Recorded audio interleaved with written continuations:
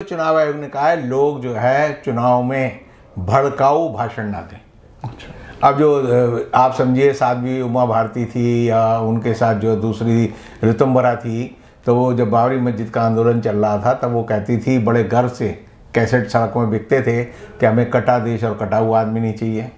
जो प्रज्ञा ठाकुर है वो दिन रात जो है गांधी को गाली देती है। एक तरह से लगता है कि मोदी जी ने अपने उम्मीदवारों को टिकट देने की जगह उन लोगों को टिकट दिया जो दूसरे दलों से, कांग्रेस से या और दूसरी पार्टियों से भारतीय जनता पार्टी में आए। जितने भी जो दागदार लोग हैं उन सबको मोदी जी ने टिकट दिया है जी। टेनी जो कि किसानों की हत्या के जिम्मेदार हैं, उनके बेटे ने किसानों को लखीमपुर खीरी में कुचल कर मार डाला था। पूरी की पूरी शादी का इस्तेमाल मुकेश अंबानी अपने व्यापार को बढ़ाने के लिए कर रहे हैं।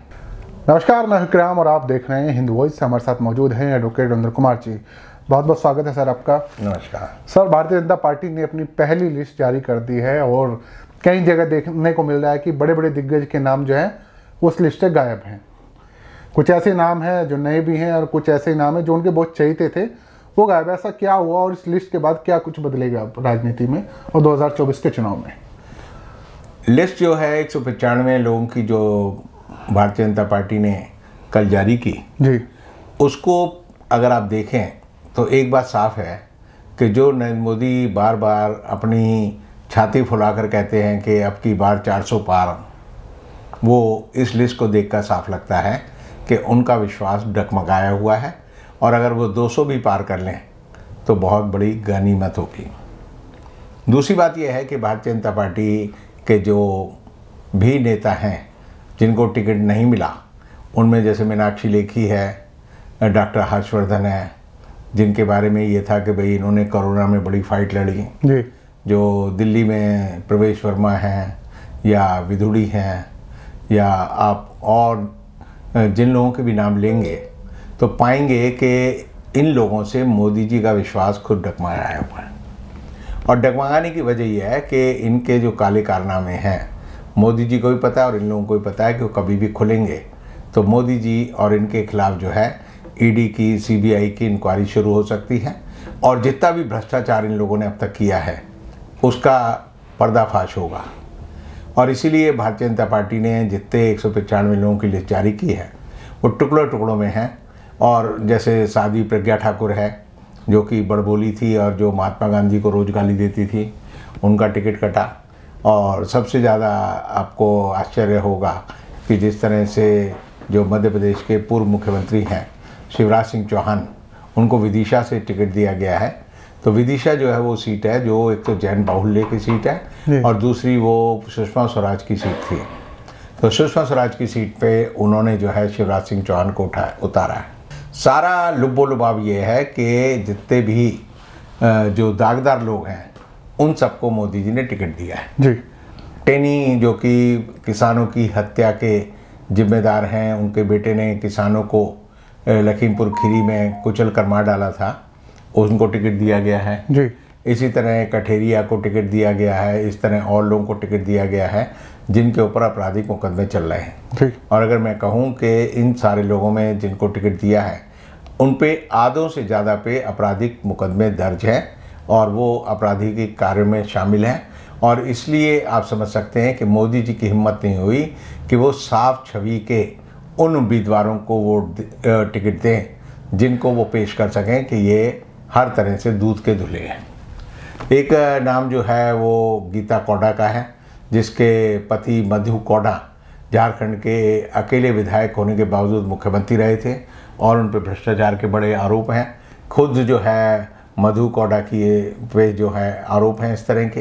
तो ऐसी हालत में एक तरह से लगता है कि मोदी जी ने अपने उम्मीदवारों को टिकट देने की जगह उन लोगों को टिकट दिया जो दूसरे दलों से, कांग्रेस से या और दूसरी पार्टियों से भारतीय जनता पार्टी में आए जी। तो एक तो ये मोदी जी का जो आत्मविश्वास है वो हिला हुआ नजर आता है। एक नाम जो बार बार उछाला जा रहा था कि अक्षय कुमार को टिकट मिलेगा, तो अक्षय कुमार पहले जब लखनऊ गए बीच एक हफ्ता पहले तो वहाँ लोगों ने उनका जूते चप्पलों से स्वागत किया। फिर ये हुआ कि उनको चांदनी चौक से टिकट मिलेगा, तो चांदनी चौक से भी उनका टिकट कट गया। तो एक तरह से भारतीय जनता पार्टी ने जो टिकट देने में अपनी स्क्रीनिंग कमेटी बनाई है, तो उसकी सारी हरकतों से साफ लगता है कि मोदी जी इस बार चुनाव में अति आत्मविश्वास के शिकार हैं और उनका ये आत्मविश्वास उनके डर को बताता है। एक जो दूसरी खबर है वो जिसकी ओर किसी का ध्यान नहीं है जी, वो ये है कि चुनाव आयोग ने कल ही एक नई लिस्ट जारी की है डू एंड डोंट्स की। अच्छा। और उसमें उसने कहा है कि कोई भी दल जो है उम्मीदवार है या दल का कोई प्रतिनिधि है वो मतदाताओं से झूठे वायदे ना करें। लेकिन इसका मतलब चुनाव जुमलेबाजी का क्या होगा? नहीं, वही मैं आपको कह रहा हूँ। इसका जो गंभीर निहितार्थ है वो मैं आपको बाद में बताऊंगा। तो एक तो उन्होंने कहा है कि झूठे वायदे ना करें। इस देश में लगातार 10 साल से झूठे वायदों की बहार आई हुई है। दिन रात सुबह शाम झूठे वायदे बोले जाते हैं। कभी कहा जाता है कि सबके खाते में 15 लाख रुपए आएंगे, कभी कहा जाता है कि 2 करोड़ नौकरी हर साल मिलेगी, कभी कहा जाता है कि हर घर में जो है सिलेंडर 450 रुपये का मिलेगा, कभी कहा जाता है कि नोटबंदी से लोगों को फ़ायदा हुआ। आप देखिए कि 100 स्मार्ट सिटी बनेंगी, ये भी एक झूठा वायदा था। इस तरह के अगर मोदी जी के घोषणा पत्र को उठा लें तो उसमें सांप्रदायिक ध्रुवीकरण वाले वायदों को छोड़कर बाकी सारे जो है झूठे वायदे हैं। और इसीलिए आप समझिए कि सर उसके नाम पे तो वोट मिल सकता है ना, वो तो पूरा किया है। नहीं, चुनाव आयोग बड़ा समझदार है, वो मोदी जी के इशारे पे चल रहा है। उसने कहा है कि आप ऐसे वायदे ना करें जो आप पूरे नहीं कर सकते, और अगर आप ऐसे वायदे करेंगे तो आपके खिलाफ जो आचार संहिता का अधिनियम है उसके तहत जो धाराएं हैं, 3 धारा, 5 नंबर धारा, 6 नंबर धारा, 7 नंबर धारा, 9 नंबर धारा, उसमें आपके खिलाफ FIR दर्ज होगी। और जिस व्यक्ति पे FIR दर्ज होगी उसे 5 साल की सजा और 10,000 रुपये का जुर्माना देना पड़ेगा। तो ये क्या है? ये इसलिए है, जैसे मान लीजिए मोदी जी जो अपनी, आप लोग विज्ञापन सुनते हैं ना, मोदी की गारंटी है। क्या गारंटी है? फ्री में आपको जो है बिजली मिलेगी, आपको 5 रुपये में 5 किलो अनाज फ्री मिलेगा, आपको जो है भारत आटा मिलेगा, भारत चावल मिलेगा, भारत दाल मिलेगी, आपको जो है नौकरी मिलेगी, आपको 5 करोड़ लोगों को, 6 करोड़ लोगों को घर मिलेंगे। ये सब मोदी की गारंटी है। अब मान लीजिए कांग्रेस या इंडिया गठबंधन इसी बात को दोहराए दूसरे तरीके से कि हम हर मतदाता को 72,000 रुपये साल का देंगे, जो राहुल गांधी की गारंटी थी 2019 के चुनाव में कि हम हर घर को 6,000 रुपये प्रति माह देंगे। तो 6,000 गुणा 12 मतलब 72,000 रुपये देंगे। इस पे चुनाव आयोग का जो अधिकारी है वो कहेगा ये ऐसा वादा है जिसे आप पूरा नहीं कर सकते, इसलिए हम आपके खिलाफ FIR दर्ज कर रहे हैं।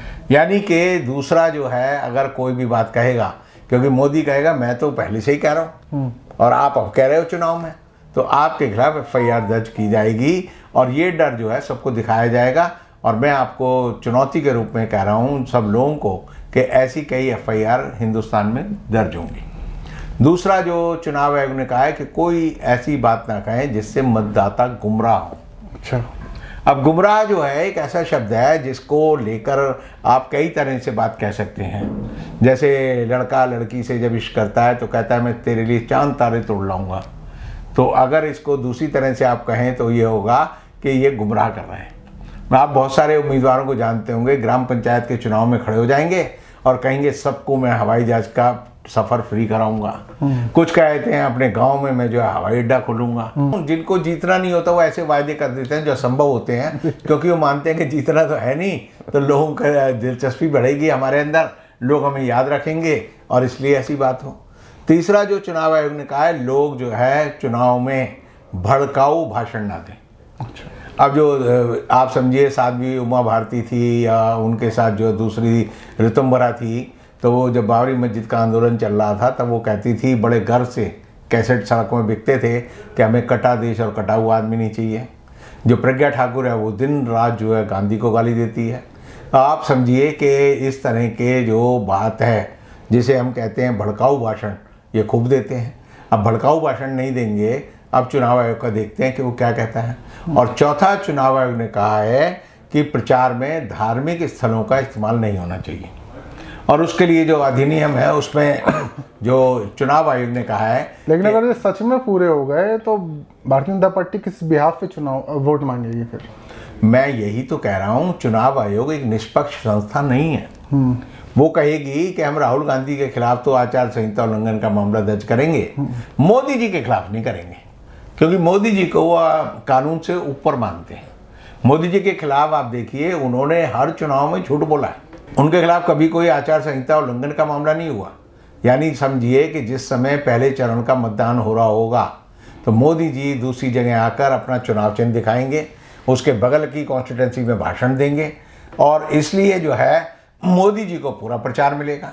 मोदी जी ने पिछले चुनाव में जब अंतिम दौर का चुनाव हो रहा था तो वो जाके क्या किया उन्होंने, वो जाकर जो है केदारनाथ में जाकर गुफा में बैठ गए और उन्होंने मैं ध्यान लगा रहा हूँ, उनकी फ़ोटो दिखा रहे हैं। तो चुनाव आयोग को जो बात करनी चाहिए वो ये करनी चाहिए कि किसी भी उम्मीदवार का चुनावी चेहरा जो चुनाव में लड़ रहा है, वो जब वोट पड़ने से पहले 48 घंटे पहले जो चुनाव प्रचार बंद हो जाता है, उसका चेहरा किसी भी मीडिया में नहीं दिखाया जाना चाहिए, चाहे वो दूरदर्शन हो, चाहे टेलीविज़न हो, चाहे रेडियो हो, चाहे अखबार हो।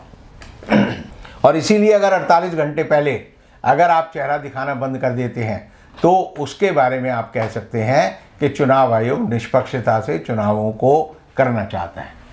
और दूसरी बात एक और है कि हर चुनाव में मैं हमेशा कहता हूँ, हम भी जानते हैं, आप भी जानते हैं कि शराब खूब बांटी जाती है, मुर्गे काटे जाते हैं, वो पार्टियां होती हैं। और वो कब होती हैं, वो क्या करेंगे कि इस चुनाव के बीच में जब नवरात्रि आएंगे, चुनाव का दौर चल रहा होगा, आचार संहिता लागू होगी, लोग कहेंगे जी हम तो भंडारे कर रहे हैं, हम रब के भंडारे कर रहे हैं, रामनवमी का भंडारा कर रहे हैं, माता का भंडारा कर रहे हैं, और उसमें लोगों को खिलाया पिलाया जाएगा। तो चुनाव आयोग को चाहिए कि जब भी ऐसे कोई भंडारे हों तो उसमें राजनीतिक दल का कोई व्यक्ति ना जाए, ना अपना वहाँ पोस्टर लगाए और ना उसमें हिस्सा ले।